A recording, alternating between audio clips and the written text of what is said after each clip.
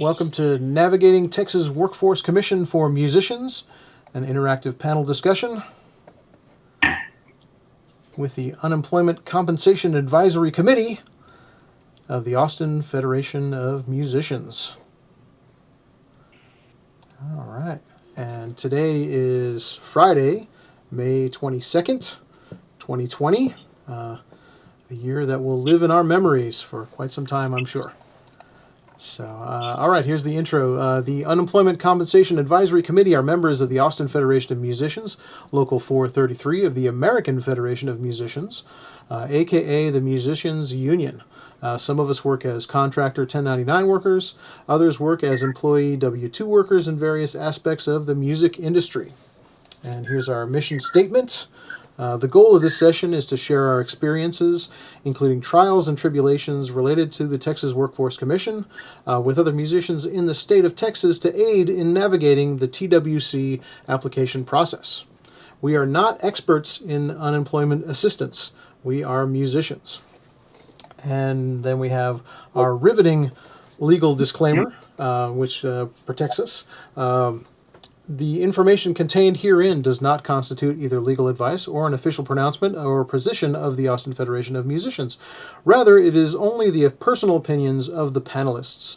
The panelists do not give legal advice or make official rulings on agency matters, should not be cited as authorities in any matter before the agency or when dealing with agency staff about a case, and must minimize their involvement with administrative processes. They also do not give legal advice on any other matter, and any information they give should not be used as a basis for taking any employment-related action. Before taking any employment action that could adversely affect an employee, or before using any sample form or policy you may obtain from this group, you should consult a licensed private sector employment law attorney of your choice. All right, there we go. That's the heavy lifting there. I want to remind everybody about the websites that we usually give a shout out to here. The Facebook page of the Texas Workforce Commission is very useful for information. They post stuff almost every day. And they have a live chat right after this session, actually, at 2 p.m. every Monday, Wednesday, and Friday, where they take questions from journalists, and you can submit questions to those journalists and get your questions answered. But there's also a comment stream in there that's also often very interesting. We also have the local union has a Facebook page that's specifically for sharing unemployment information about musicians. It's called the Local 433 Musicians Unemployment Information Sharing Page. That's on Facebook, and it's linked from the local's Facebook page as well. The official website of the Texas Workforce Commission is twc.texas.gov. The local has a COVID-19 resources page that's at afm433.com/COVID-19, or sorry, COVID-19, excuse me. And all these websites are in the information for the stream on YouTube there. And the last one is one we added a couple weeks ago, and it's Who Represents Me, and it's whrm.capitol.texas.gov, and of course you have to spell capital correctly, which is CAPITOL, as in the capital of Texas. So, yeah. All right. And joining me today is the illustrious Mark. How you doing, Mark? Excellent. Thank you. Excellent. Yeah. What beverages are we enjoying today? I have coffee, black. What do you got? I'm doing Topo Chico today. Excellent. On ice. An excellent choice. Yes. It is starting to get hot here in Austin, Texas. Yes, indeed. All right. Well, what was the news this week? We had an interesting blow up of a concert out on the lake last weekend, where some musicians were playing, and some photos of folks being very, very close together that freaked some people out. What else? You hear any other news this week about music or unemployment or anything? I haven't heard much news this week. I have been kind of out and about a little bit more, and just in various different locations. And I guess I am kind of concerned about how many people I see congregating and how close they're congregating and the fact that they're not wearing masks. A lot of them, it generally seems to be young people that I see out, but it's concerning for Yeah, sure.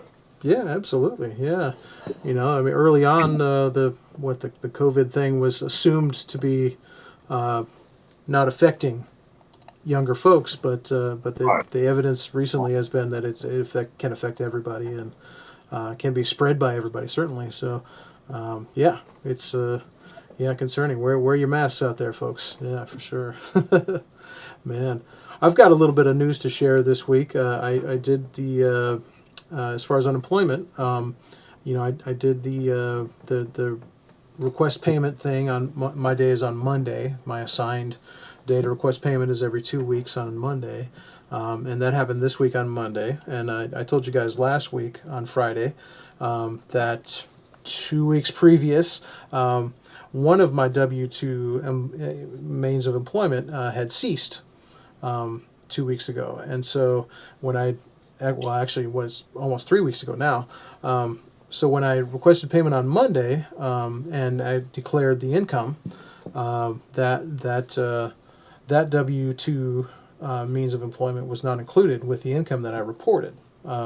So I did have some additional 1099 income to report, but the loss of that W two income, which is not all my W two income. I've still got other employers that employ me that way, but the loss of that put me under the line, and I did receive a payment this week through direct deposit from TWC. So the system is working, and you don't have to be completely unemployed to benefit. And so that I thought that was a really good confirmation. Does that jive with kind of what's been happening with you, Mark? Yeah, pretty much. I mean, I haven't had employment at all. So when I Mm-hmm. have been doing my payment requests, which I've been doing every Sunday or every other Sunday rather for the 2 week payment request time, basically it asks you on the payment request how much you made in your 2 claim weeks, and I haven't made anything. So that's all I've had to say. And basically, it's gotten to be just very much of the same sort of thing every 2 weeks. So Mm-hmm. Yeah. I know one thing that Jonathan would say if he was here is that, definitely, even if you are making money, go ahead and do your payment request every 2 weeks. It's important for everybody to put that in, even if for those 2 weeks you don't get something, but you keep your file active and you keep everything rolling along by doing that payment request every 2 weeks, even if you don't think you're going to get something. Yeah, yeah, you sort of stay on their radar. I think you're right. I think you would say that, and I think that's good advice to keep participating in that process. I haven't had trouble with the website crashing out like we were having, 3-4 weeks ago. Have you had anything with that as far as trouble? No, You're using the website, right? You're not doing it by yes, I phone. have them. I mean, they sent me a letter advising me that I could fax in my payment request, but Wow.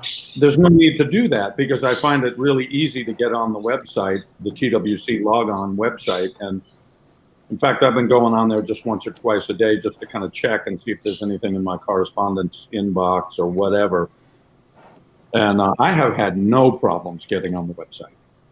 Yeah, me neither. Not in weeks, really. Yeah, that when I first got on and did the application, it crashed out a few times, but that was 4 weeks ago now, something Yeah. like that.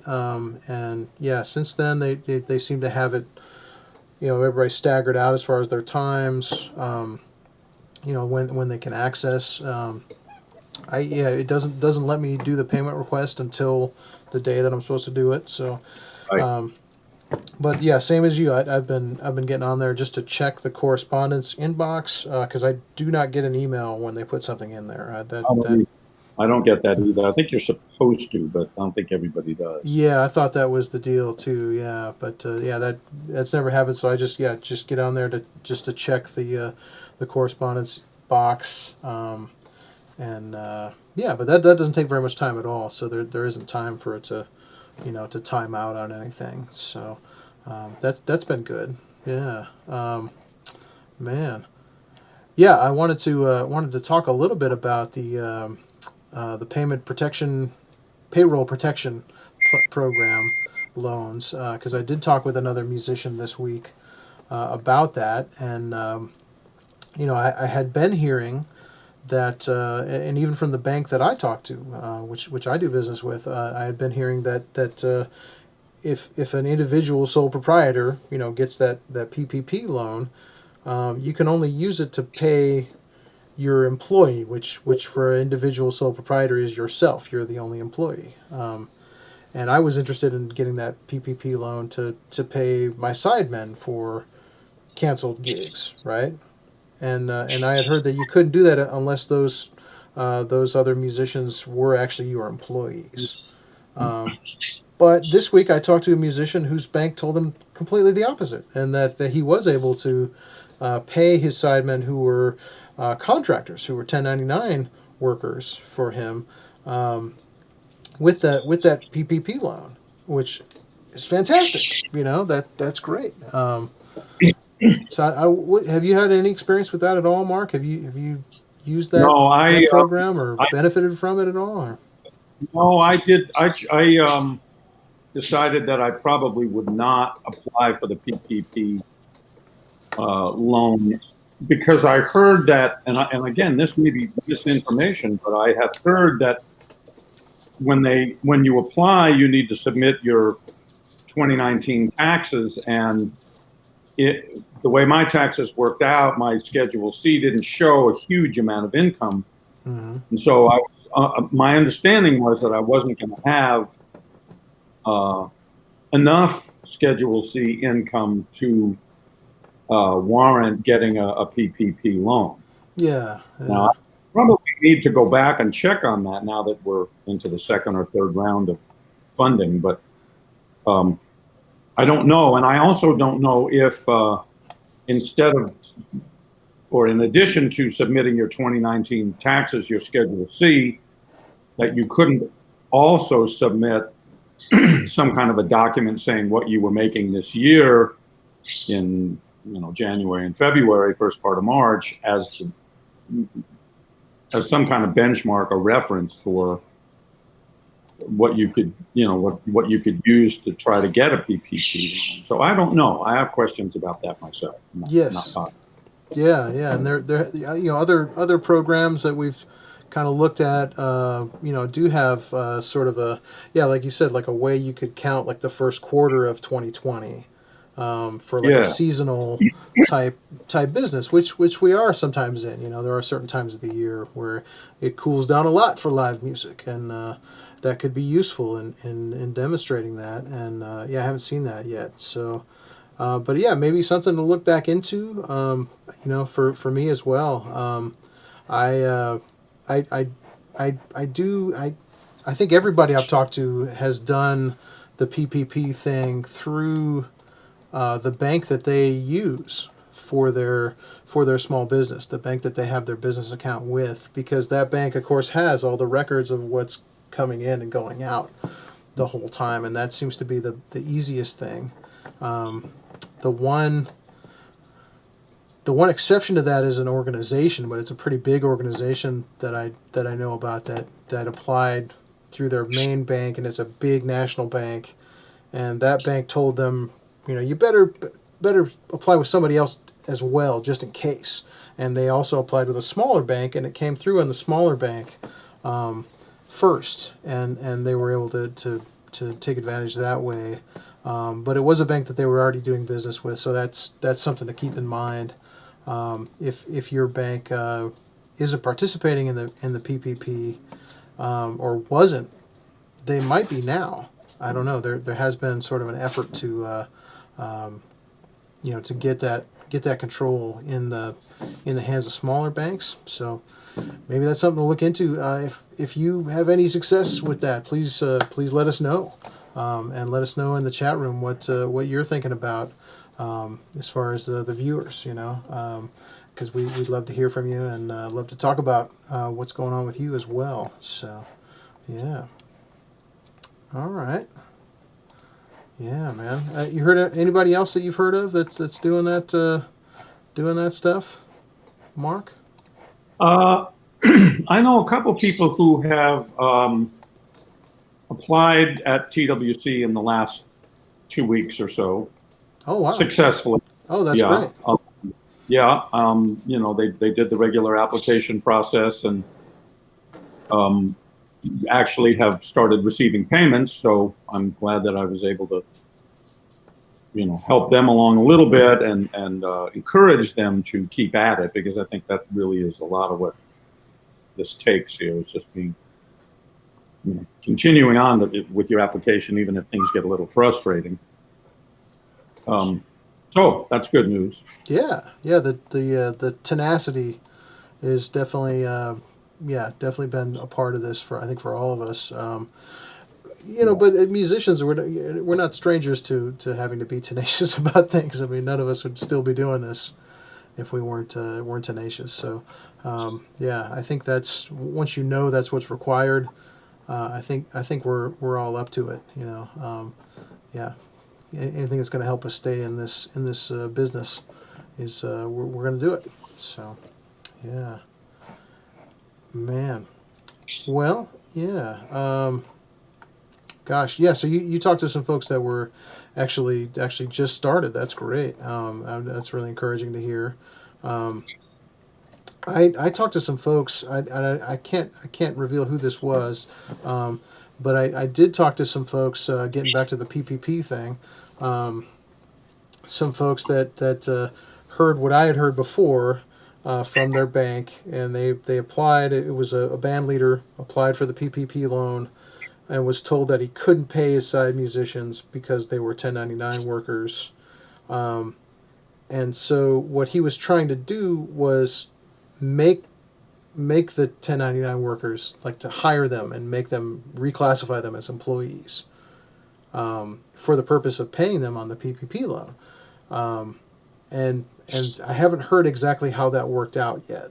But I heard that they were doing that. This person was doing that in conjunction with an accountant, which gives it a little more legitimacy, I think. But I haven't heard how that works out yet. But it's my understanding that you'd have to the when you apply for the loan, you have to show that this is what you're paying your employees. So I'm not exactly sure how that would work. Hmm. Um, Unless there was some sort of way around it, and maybe the accountants know what that is because that's what they do, right? I don't know. Yeah. Anyway, that's pure speculation, but that is a component of this show, certainly. Um, yeah. Have you heard of anybody getting a hold of politicians recently? Anything about that, Mark? Heard anything from Lloyd Doggett or any of the our Um, representative or any of our state representatives oh, or I did. senators? I did receive a email from Lloyd Doggett, from Congressman Doggett, and responded, but that was about a different concern. It wasn't really related to what's going on with unemployment Unemployment. benefits, or yeah, Yeah. it was an issue, but definitely use the politicians out there, or your representatives, your senators, to help, because they have staff.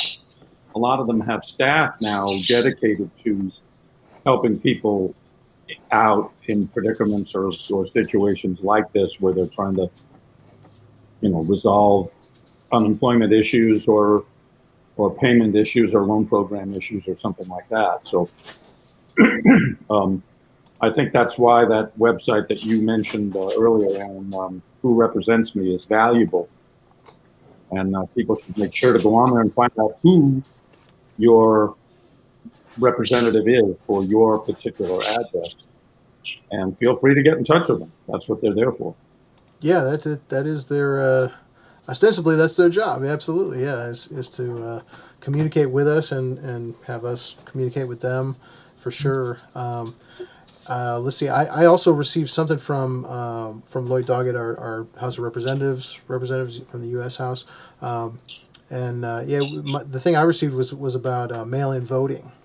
and there was like a application uh, to apply for a mail-in ballot for the not just for the November election, but there's also an election in July. There's a runoff election, Mhm. um, and so yeah, I went ahead and filled that out.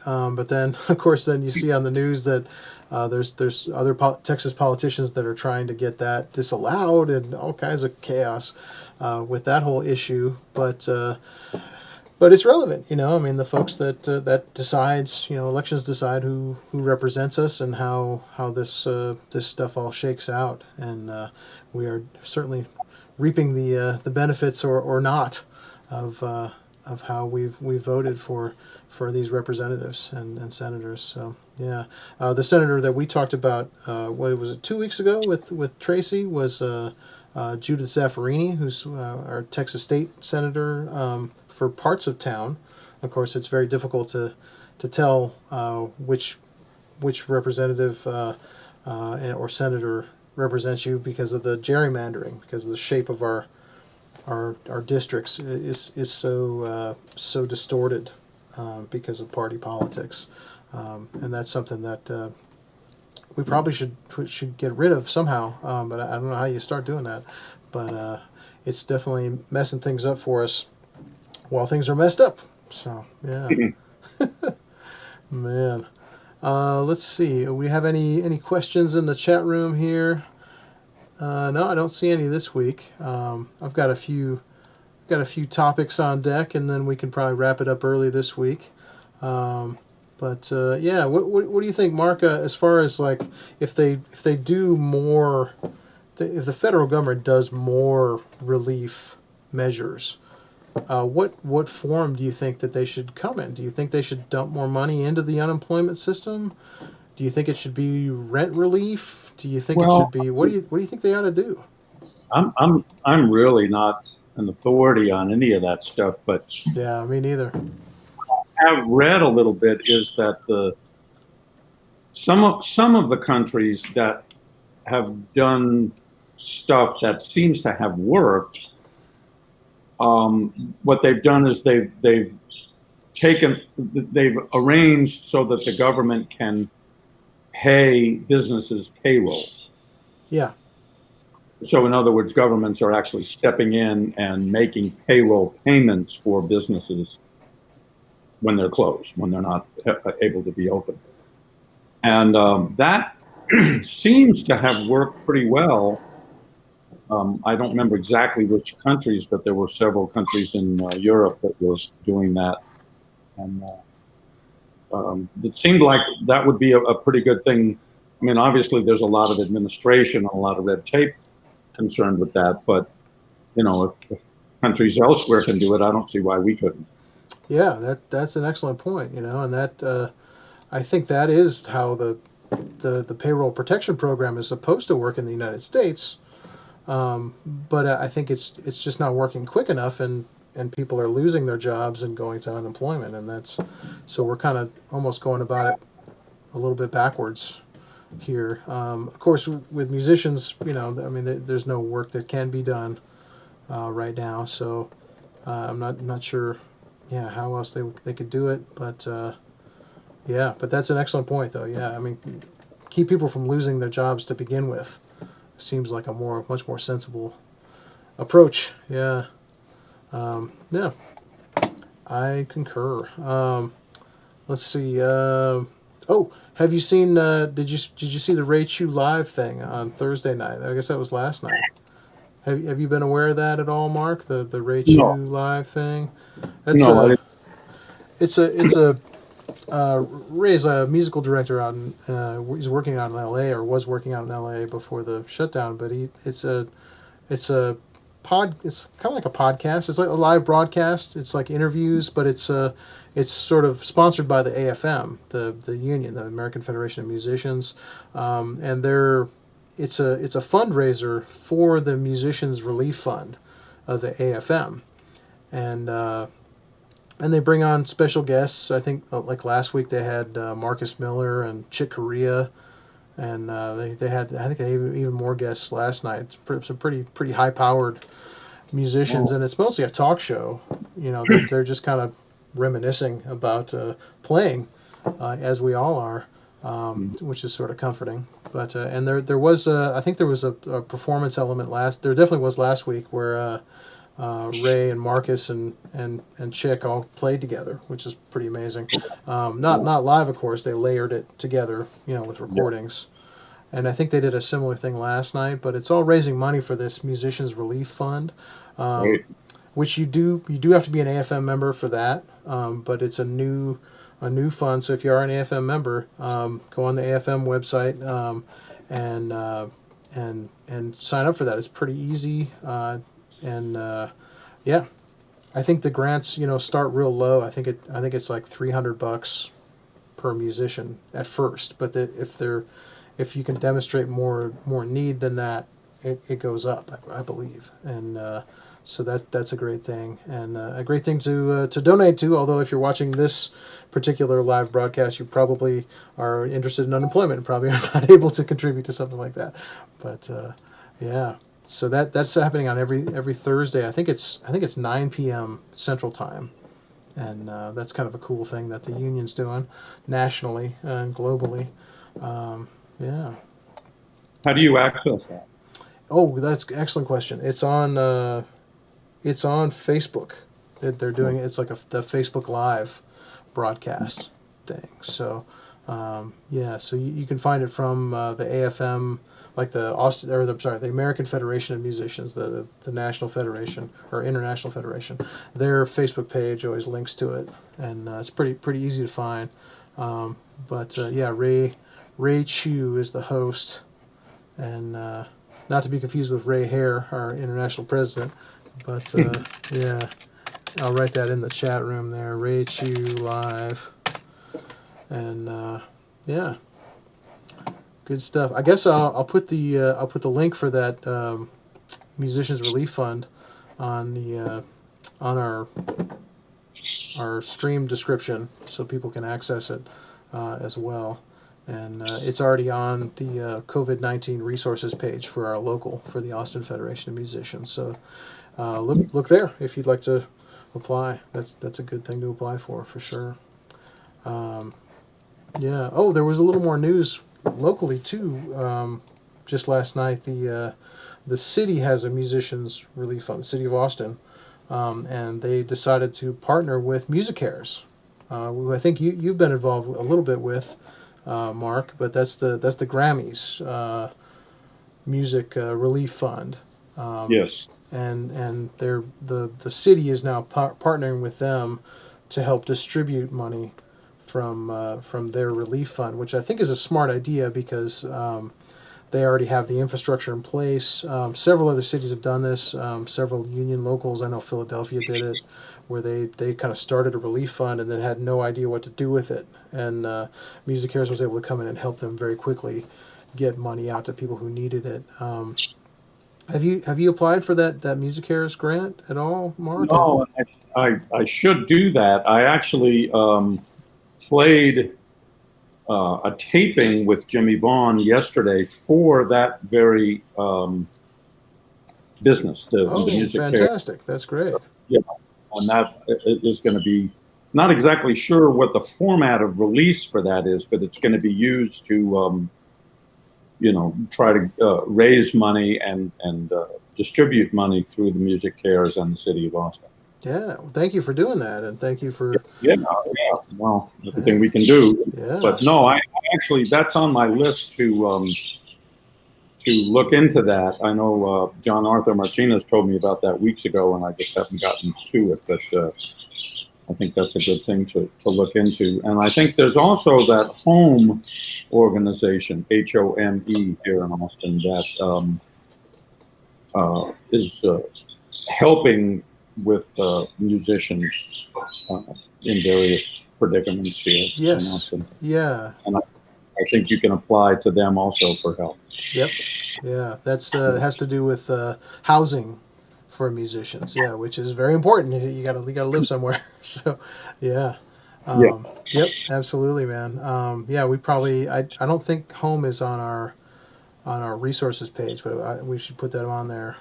That's an excellent suggestion. Yeah. Yeah. Um, yeah. Very cool. So yeah, that money from the city will hopefully start getting out to people pretty soon. But I believe the MusiCares thing is it's pretty easy to sign up for. It's because they've been doing it. They've been doing it a long time. Before even the pandemic started. So it's a pretty well thought out process, and it's not one of these ones that's like write your life story in 17 paragraphs or what. It's need to know information, and yeah, they get it out there. So very cool, man. What do you think about these multi musician layered videos? Uh, how easy do you think those are to make, Mark? Have you participated in any of I those where people I like? know quite a few people who have successfully done them. Uh, my good buddy Gary Nicholson from Nashville did a really nice one on an original song that he composed, and I mean, I think it's great. I think a lot of musicians can benefit from doing that. For me, it's like personally, I don't get that excited about performing or playing or something in a situation where I'm not actually in the presence of other musicians or audience. And so it's just hard for me. I don't think I'm sort of suited to that kind of thing, but I think a lot of people are. And there's various types of technology out there now that will allow you to stack or layer different parts, and you can see them all. So it's pretty cool. Yeah, yeah, that's an excellent point. Yeah, you don't there's no interaction during any of that Right, stuff. right. Yeah, and so it necessarily sort of simplifies. You have to really simplify the whole thing. It has to be kind of through composed. There's not a lot of improvisation. Some, but not certainly not group improvisation like what we're used to in the jazz and blues and rock worlds. Yeah, for sure. But yeah, I think a lot of folks kind of get the impression that it's like a Zoom call or a video call, and everybody just plays, and really can't do that. There's too much latency. It has to be recorded, and then the next person layers on, and the next person layers on, like you were saying. Yeah, I yeah, mean, the equipment that would allow you to do that playing together is very expensive. yeah, yeah, So, I mean, you have to have something like Pro Tools or some kind of high-end audio equipment at all the places where you're going to do that in order to make that happen, and that's expensive. So, yeah. In addition to like incredible bandwidth, you have to have really amazing bandwidth to get that right. latency down, and even then, the type of Yeah. stuff that we're kind of used to as far as responding, yeah, it just doesn't really happen. So, yeah, it really is a pre-recorded layering thing usually. Yeah, I haven't really done that much of that yet either. Although I'm doing, um, you know, regular sound recording at my house, for clients and things. But yeah, not haven't really done the video thing yet. Yeah, but you never know. There might be time. There might be a lot of time coming up in the coming months. So, yeah. All right. Well, let's check the chat room. I don't see any questions in the chat room this week. So, I think we'll probably just move towards wrapping it up. Mark, do you have anything else that you wanted to mention this No, week? no, I'm good. I hope people will catch up with us. If they have questions or something like that, get Yeah. in touch or show up next week. Yeah. And you can always email us at ucac@afm433.com to ask questions there. Our Facebook page, we always check the Facebook page. Let me do that before we sign out, actually. But we always check the Facebook page before and usually during the Facebook event, and our Facebook information sharing page as well. That's mainly for the links from the TWC that are relevant, because they put out a lot of content each week, and updates and things. and we repost that stuff there, so that everybody can benefit from it, as we go. So. Yeah, so yeah, you can reach us there. But yeah, it's always good to jump in the chat room and put a question in, and you can react with us live as well. I think we're going to keep doing these, as well, and because things keep changing, it's just not the same. So yeah, so yeah, I guess any closing remarks, Mark? No, no, thank you for putting this together, and I hope it's helpful to some people. Yeah, yeah, and I thank you for being here, and to the other panelists that we had in previous weeks. Please join us next week, and Fridays at 1 Central Time here in Texas. And please stay in the music business and don't give up. Don't give up, because it's possible, to get help. It's just you may have to be a little bit tenacious, but there's lots of different ways to get help, but they're not always easy. So we're all working this thing together, and we're trying to keep the music business alive for the future, because the society needs it. They're going to need us. They need us now, but they're really going to need us by the time this thing is over. So yeah, don't give up, and we'll see you next week. Okay, All so right. long. Thanks, Mark.